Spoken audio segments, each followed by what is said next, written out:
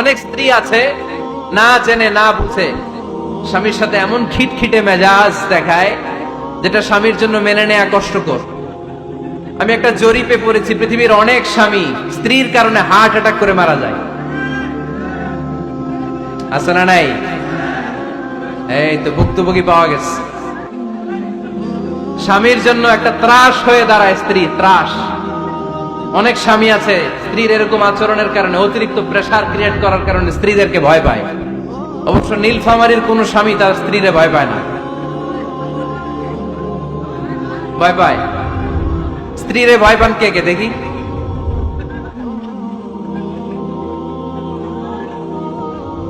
ভয় পান আপনারা? ভয় পান? হ্যাঁ, এক অফিসের বড় সাহেব তার স্ত্রীরে খুব ভয় পায়, প্রচন্ড ভয় পায়। তো সে মনে মনে ভাবলো, দেখি আমার অফিসের যারা স্টাফ আছে, ম্যানেজাররা আছে, এরা কতটুকু ভয় পায়, এরা ভয় পায় কিনা।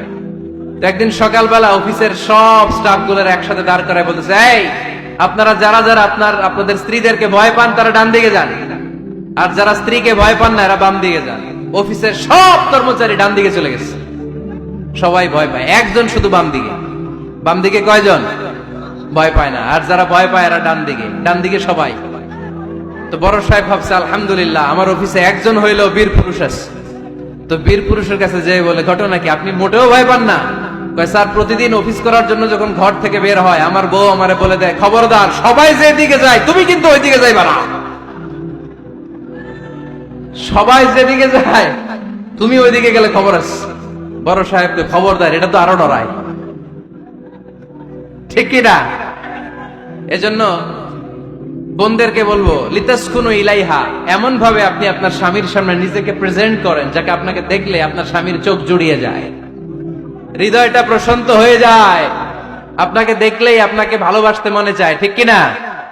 এজন্য রব্বুল আলামিন বলেন, আমি নারীদেরকে তৈরি করেছি লিতাসকুনু ইলাইহা, যেন পুরুষেরা স্ত্রীদের সংস্পর্শ যখন পায় পুরুষদের হৃদয়টারে প্রশান্ত করে দেয় কে? রব্বুল আলামিন বলেছেন, খাদিজার জন্য জান্নাতে আমি এমন একটা ঘর বানিয়েছি যেই ঘরের মধ্যে কোনো বিশৃঙ্খলা নাই।